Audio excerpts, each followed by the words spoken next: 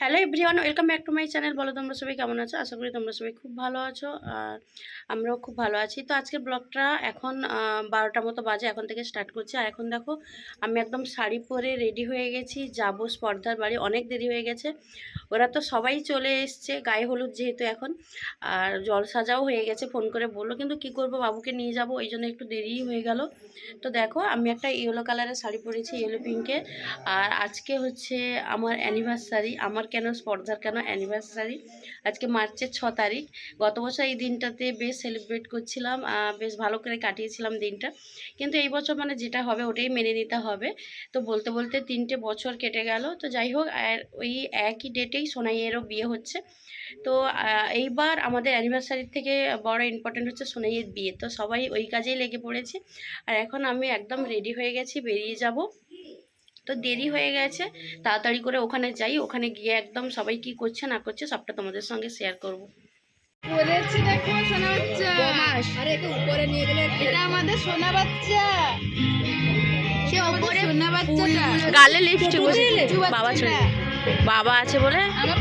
ওই এই দিকটা আয় তো দেখি, এই ঘর ঘর।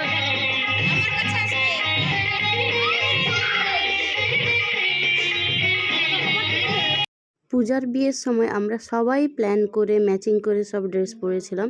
সোনাইয়ের বিয়েতে না এরকম কোনো প্ল্যান হয়নি, কারণ এই যে আমার বেবি হয়ে গেছে, ওকে নিয়ে আমি এতই ব্যস্ত, কোনো রকম আলোচনা কোনো কিছুর সঙ্গেই ছিলাম না। তো যাই হোক, ওরাও দেখলাম কোনো প্ল্যান করেনি। আর গায়ে হলুদের দিন মানে বিয়ের দিন সকালবেলা সবাই তাই হলুদ শাড়ি পরেই চলে এসেছিলো। আর আমি লেট করেই এসেছিলাম, কারণ আমার বুঝতেই পারছো প্রত্যেকটা রিচুয়ালসের সময় আমি কিন্তু সবার লেটেই পৌঁছেছি। তো যাই হোক, গায়ে হলুদে চলে এসেছিলাম। আর আমি কি শাড়ি পরেছি আর আমাকে কেমন লাগছে সেটা তো তোমাদেরকে দেখালাম। তোমরা অবশ্যই জানাবে আমাকে কেমন লাগছিল আর বাকিদেরকেও কেমন লাগছিল। সবাই হলুদ শাড়ি পরছিল, স্পর্ধাও হলুদ শাড়ি পরছিল। তার আগে কিন্তু একটা সিল্কের খুব সুন্দর একটা পার্টি ওয়্যার একটা শাড়ি ক্যারি করছিল, ভীষণই ভালো লাগছিল ওকে। তো যাই হোক, তারপরে দেখো গায়ে হলুদের যে জায়গাটা খুব সুন্দর করে ডেকোরেশন করেছে, আর ওইখানে জয়শ্রী বসে কিছু ফটো তুলে নিচ্ছিল। গায়ে হলুদের আগে সোনাইয়ের আইবুড়ো ভাত হবে, তাই সবাই মিলে আমরা ছাদে চলে গেছিলাম। আর এখানে দেখো সোনাইয়ের এখন আইবুড়ো ভাত হবে, ওই জন্য সমস্ত কিছু রেডি করা হয়েছে, সাজানো হয়েছে সুন্দর করে। এক এক করে সবাই আশীর্বাদ করবে।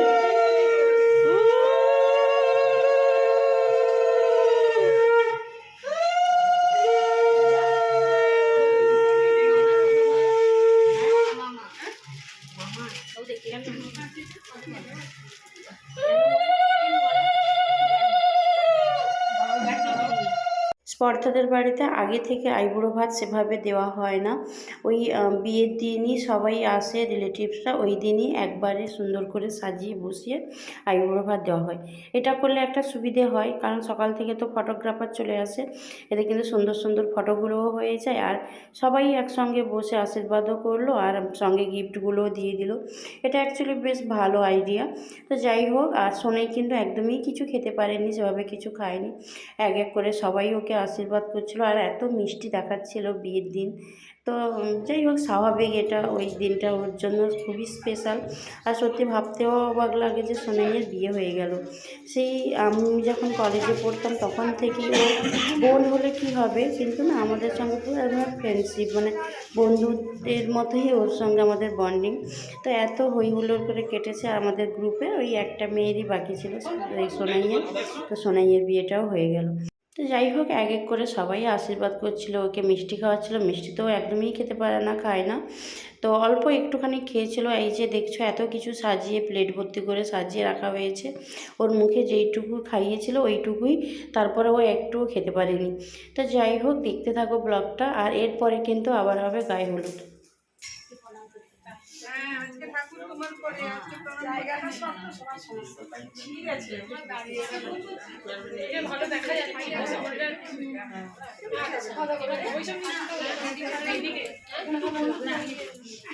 এবার হলুদ লাগাবে,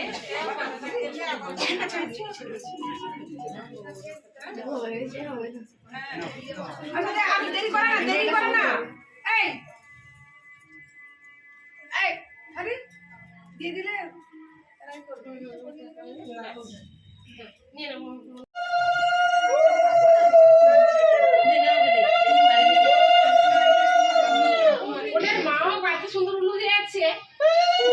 এবার অন্নপ্রাশন হবে।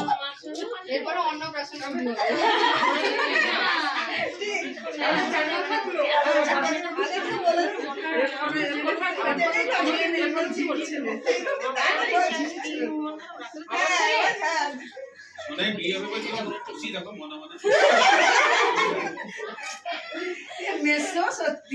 সমস্ত রিচুয়ালসগুলো কমপ্লিট হয়ে গেছে, এবার হবে গায়ে হলুদ।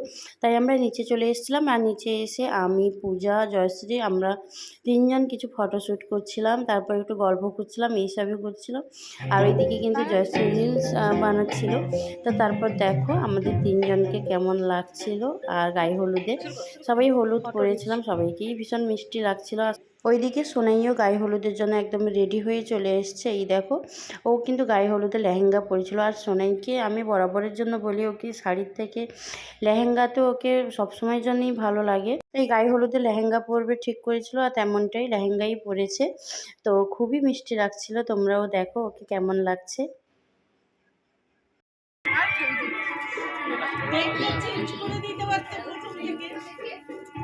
এমন ডেট হলো, এটাই হলো। ও এখানে মৌরও অ্যানিভার্সারি। হ্যাঁ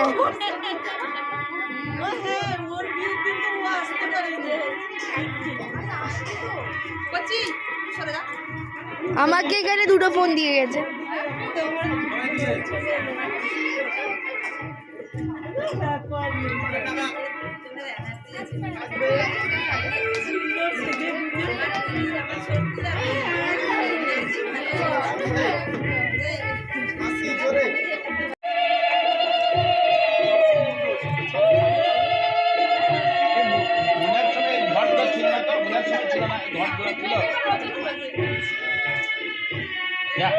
এবার তো মনে রাগ হবে, তার সময় ছিল না।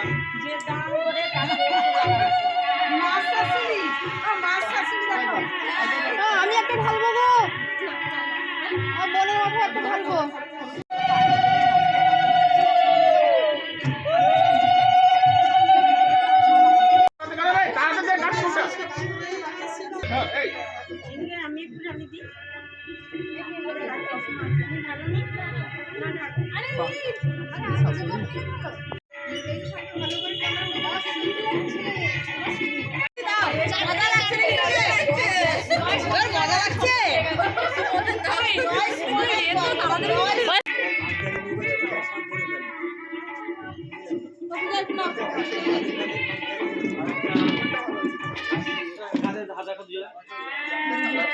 মালটা কেমন ছিঁড়েছে দেখেছো?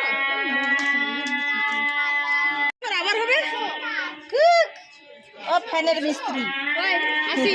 ও ফ্যানের মিস্ত্রি, ও ফ্যানের মিস্ত্রি, ফ্যানের মিস্ত্রি শুধু ফ্যান দেখবে। না না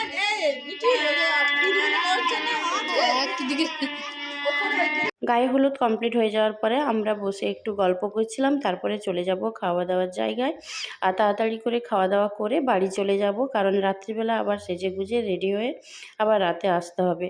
রাতে আর বাবুকে নিয়ে আসবো না, তাই একটু তাড়াহুড়োই করছিলাম। আর তারপর পূজা, আমি, জয়শ্রী তিনজন চলে গেছিলাম আর দুপুরের খাবার খেতে। খাওয়া দাওয়া করে যে যার বাড়ি চলে যাব, রাত্রিবেলা আবার রেডি হয়ে আসতে হবে। আর এই গায়ে হলুদের ব্লগটা তোমাদের কেমন লাগলো অবশ্যই জানাবে। আর ব্লগটা যদি ভালো লাগে please do like, comment and subscribe. সবাই খুব ভালো থাকো, সুস্থ থাকো, সবাইকে টাটা।